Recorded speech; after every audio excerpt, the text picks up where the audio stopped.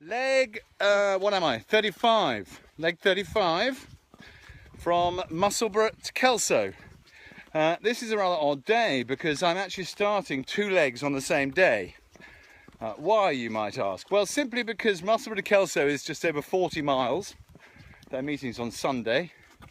And Kelso to Hexham is just over 65 miles. Their meeting's on Friday.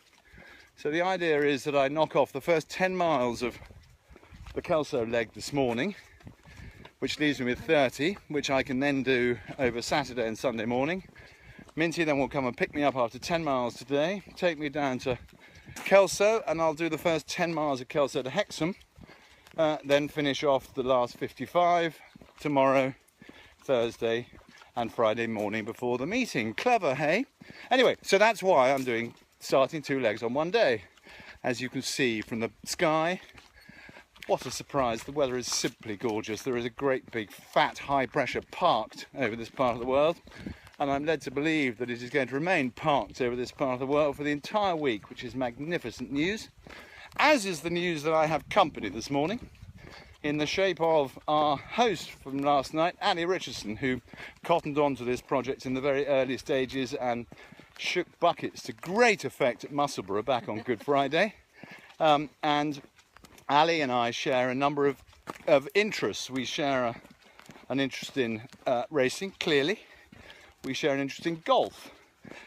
We share an interest, rather more unusually, in Norwich City, would you believe? Ali and her family, I met her brother at Perth last week, are great Norwich City fans because Ali was brought up in Norfolk, as of course was my mum's family, hence my great interest and love of the boys in yellow. So, what with a love of racing, a love of golf, a love of Norwich City, as you can imagine, I think we're about 6 miles into the morning, barely drawn breath. Don't imagine that we will from here until the point we finish. So it's walk on and talk on.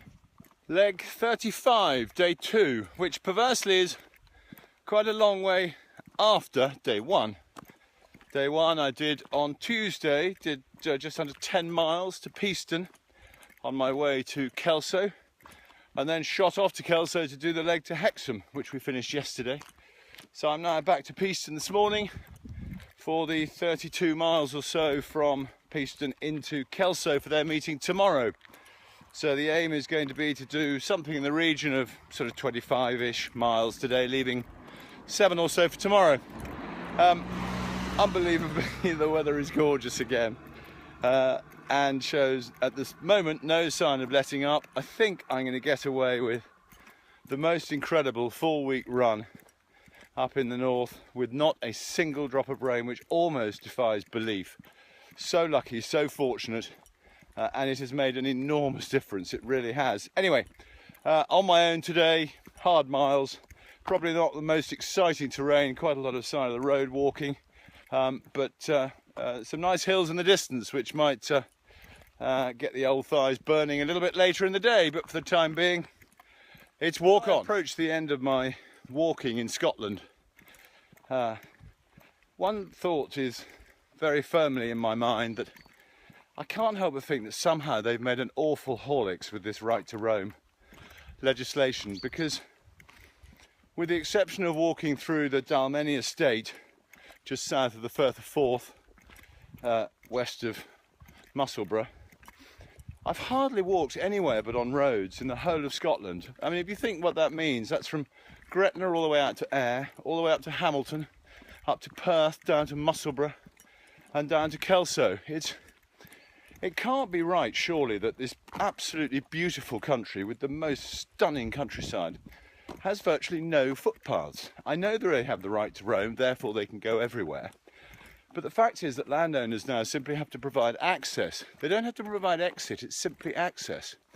And on that basis, I can't help but think that somehow they've cocked up because, you know, for example, doing what I'm doing, I'm not going to walk into a gate in a field to walk 600 yards in the direction I want to walk unless I'm certain that there's an exit at the other end.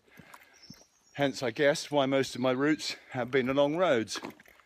And it spoils it. It really does, because your concentration is on what's coming around the corner, which side of the road you're on, which side of the road you should be on. Your ears are peeled for the next lorry, the next bike, the next whatever. And I can't help but think that in the name of giving the public greater access to the landowner's land, the irony is that probably it's been reduced. The only significant footpath I've walked on was William Wallace Road, which I guess is a very historic path for the Scots. And yet it was absolutely shambolic. It was overgrown.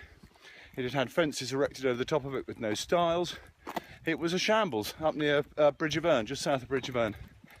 And I can't help but think that perhaps they've made a bit of a mess of this legislation, and I think it's a great shame. It's 10 to 6 on Saturday evening. I'm about 23 miles in. Not too much more to do. Back on road, as you can see.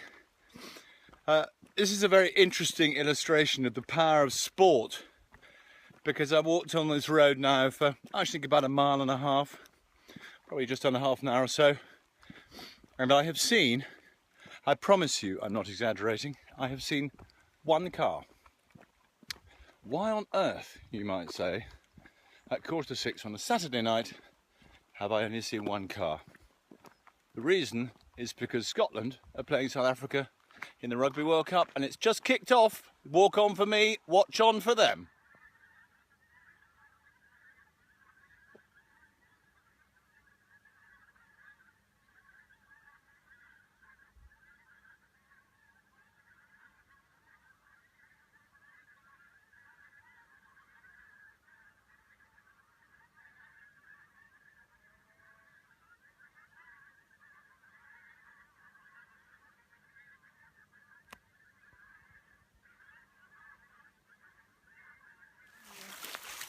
Leg 35, day 3 of Musselburgh to Kelso. Just the last sort of 6 miles or so into Kelso, having had a reasonably big day yesterday. Feeling fit and refreshed. Very pleased that this is the end of a pretty frantic 4 weeks of walking that's seen us cover, I think, about 410 miles. I have some immensely distinguished company this morning.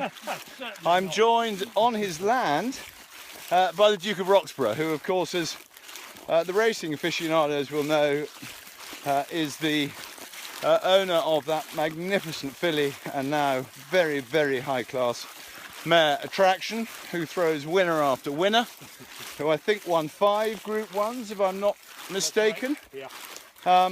And lives at Floors, which is this absolutely magnificent castle where we met up this morning. We're going to, I'm thrilled to say, pop our head round a few paddocks on our way to Kelso, and I think we may get to say hello to Attraction's latest progeny, a colt by Frankel, which is very exciting. Minty's been jumping up and down with excitement at the prospect ever since the email came back from the Duke kindly saying that we can sort that out. So it's a very exciting morning. The weather is, by the standards of the last 4 weeks, I'd have to say the weather is completely miserable in that there is absolutely no sun at all. However, it's dry, and looking at the rainfall radar, unbelievably, I mean, it is ludicrous. There is some pretty horrid stuff heading towards Britain tomorrow. Can you believe it? And when I start 10 days off before the next leg from Sandown to Chelmsford. So for the moment, for a little while, it's walk on, and then it's going to be look and enjoy and feast our eyes on some magnificent thoroughbreds. Walk on. Here she is, the great attraction, with Minty and a very proud owner. We have various others in here. We have Scarborough Fair in here. And we have a little bit of excitement just brewing there for half a second. We could have had a bit of a moment there. What a treat. What a treat. Look at this lady. Look at this lady. Hello. Hello. Hello. Oh yes. Oh yes.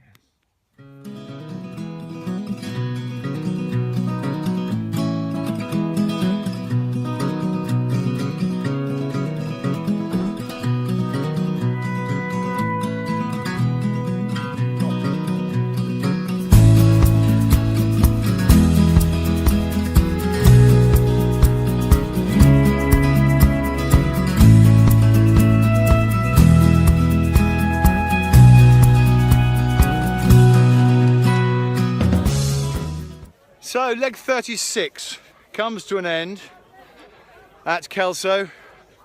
It's been the most wonderful leg. I had a lovely time walking yesterday with Snippet, had a fantastic time today with the Duke of Roxburghe, and we had such fun at Floors this morning with all his amazing horses. But I can now declare, with a wonderful party behind me, slightly strung out, we're slightly sort of, it's got the Coney Gold Cup look about it slightly, but I can declare leg 36 over.